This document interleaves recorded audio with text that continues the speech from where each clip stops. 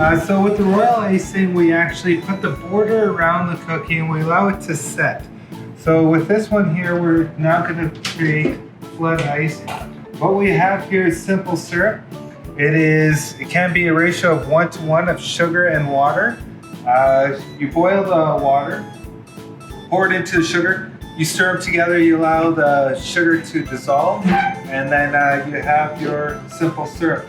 So the reason why we're using simple syrup instead of just straight water or egg whites is so it actually will reduce crystallization. If you were to mix straight water in with this royal icing, you can start crystallization a little bit earlier, so you'll actually get it where it forms crystals on top. So it looks like actual snowflakes on top. Those are just sugar crystals. By adding an inverted sugar or the simple stock syrup, will reduce that from happening. So I'm not looking for a specific amount. I'm actually looking at texture. So we know that it's going to be a flood icing. We're just going to stir this in and we're going to allow it to run smooth. So it's going to need a little bit more. We want it to have a nice flow.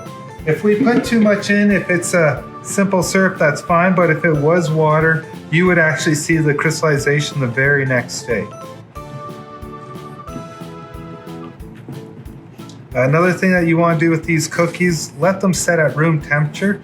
Do not place in the refrigeration or in the freezer. Just allow them to dry at room temperature. So you can see how when you go to mix it, it will start to, in the bowl, cover the whole area. So just envision this being your cookie and it will go totally flat. That's what you're looking for. And it's going nice and flat. We are good to work with this. What I'm gonna end up doing is using a number 2 tip. Royal icing is very soft right now because it's a flood icing. Push it in. Put it in a container. Put it in a container, but I guess I'll be putting it in my hand, smaller bag.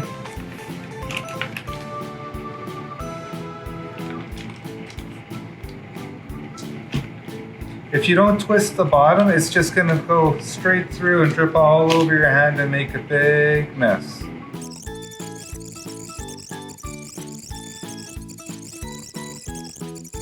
So as you can see, nothing will remove from this. I'm gonna cut my bag right here and use this as my flooding back.